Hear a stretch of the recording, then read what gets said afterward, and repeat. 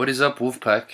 I'm here today to review the new film The Boy and the Beast, out in theaters now. I watched it in the English dub. I would have preferred the sub, but it was enjoyable nonetheless. I'm going to start off with the premise of the film. It's a simple one.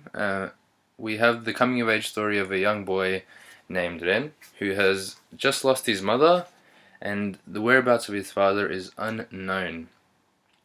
Enter the Beast, as in the title, Kumatetsu, who comes across a vulnerable Ren and attempts to recruit him as his apprentice. Kumatetsu is from a beast world that coexists with the real world we live in, and the beast world is named Jutengai. Anyway, Ren is intrigued by this and follows Kumatetsu into the beast world, and is there given the nickname Kyuta by his master, Kumatetsu. These two, through various trials and tribulations, get to know one another and consequently help each other grow. My favorite plot point in, as the whole of the product is the time skip we get. Seeing Kyuta grow was great. Him honing his combat abilities, learning from Kumatetsu, Kumatetsu learning from Kyuta, and growing into a man who is now able to take care of himself and embark on his own endeavors back to the real world was really nice to see.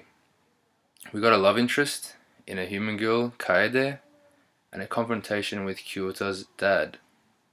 Anyway, Kumatetsu through a battle becomes Lord, and at that point in time in the story he's backstabbed by Ichirohiko, the final bad guy Kyuta has to overcome. When this happens, Kumatetsu is gravely injured, and as a result, since he's become Lord, he decides to now reincarnate himself to aid Kyuta in his battle against Ichirohiko. Ichirohiko was swallowed by the darkness due to events that I'm not going to explain, but the darkness, as we've all come to know, the dark side, can be very, very powerful. And so Kumatetsu attempts to take him down. Kyuta attempts to take him down. Kumatetsu, having reincarnated himself, helps Kyuta. I'm going to delve into this a little bit. Kumatetsu having reincarnated himself was quite emotional for me, because I felt like we lost that, as in, it was almost like the death of the character, because he technically wasn't around anymore. He reappeared as the sword in the soul, and so Kyuta kind of took the sword and absorbed it, and so Kumatetsu was now living in Kyuta technically, and that helped him overpower the final villain, Ichirohiko. Again, this just felt like a really, for me it was, Kyuta was also quite emotionally affected by it, but for me as well it was kind of, I don't know, it was like a sad, quite a sad moment, though he was still alive. It was just sad to see him go. Anyway, after all this has happened, the finale, the final battle and everything is resolved, peace is restored.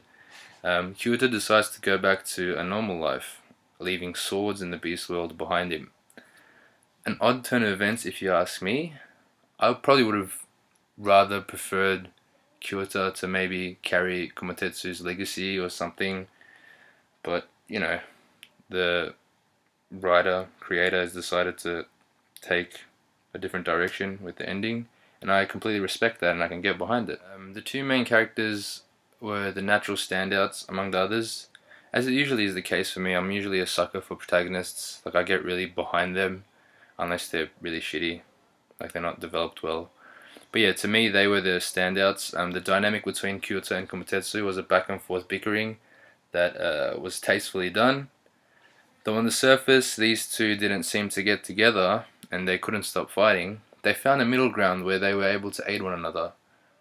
So yeah, again, they were probably the most well-developed characters in the story. Again, my favorites. I really like Kumatetsu as a master, and Kyuta as, the main protagonist, as the human that we kind of can relate to. The villain in this case was unfortunately a weak point. Uh, in the grand scheme of things, the slightest, he got a very little build up, and his motivations were not questionable, but like I don't know, it was just kind of weak in that he was a human and he wanted his father, his adoptive father, who he didn't know, like he didn't know he was human and got swallowed by the dark side. I don't know. It was kind of, it was weak to say the least. Like it could have been a better, I don't know, translation or sequence of events that led to him turning to the dark side or something. Uh, the world, the world was lively and vibrant. Both the real world and the beast world, Jutengai. Obviously, the beast world was a bit more exciting to be in the presence of, as it was more enjoyable to observe and see, as it was a fictitious place, so not reflecting the real world. But everything was realized rather tastefully in terms of the worlds. The animation was fluid and a joy to watch from start to end.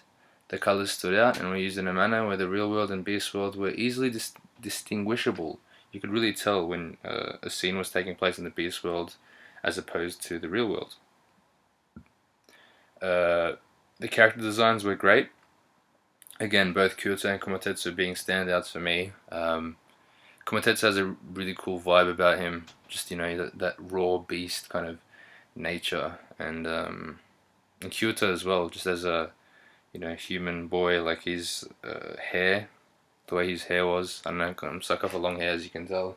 I have long hair myself, and yeah, they were just really well designed. Overall, coming to a conclusion in this review, finally, uh, it was a thrilling, fun, and enjoyable adventure.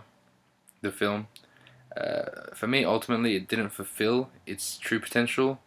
All the world building and character development we got in the 2 hours of running time, there just didn't seem to be enough time to address other aspects of the film that would have made for a kind of a more complete and whole telling of the film.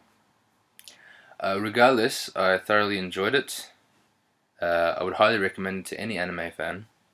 There's something for everyone to enjoy, whether it be romance, I don't know, the loss of a loved one, finding companionship in an unexpected person. Yeah, just so many different aspects and themes that were interwoven within the story, that led to maybe some minor plot holes, but nevertheless, it just made for a complete kind of experience. Um, I already mentioned that I've watched the film in English dub. I think the voice actors did a brilliant job in reflecting their characters' personality and characteristics. Um, and so, in conclusion, with all the elements that I've spoken about considered, uh, I'd give The Boy and the Beast an 8 out of 10. I was actually thinking 7.5 out of 10 earlier, but after having gone over all the points that I liked and disliked, if you like, my sheer enjoyment of the film bumped it up. My realization of the enjoyment I got out of watching the film bumped it up to a well-deserved 8. So if you can, definitely catch it in the theaters. I know we don't get a lot of theatrical releases for these anime films, so that being the case, I made sure to go out and check it out for myself. Again, great viewing. Recommend it to anyone, everyone. If you like anime, go and support it. Hope to see you for the next one. Take care and have a great week, day, and everything else in between. See ya. What else? But yeah, characters in general, there were quite a lot of them, and there was a lot of variety that made up the characters, so it was good. Fuck, I'm lost for words.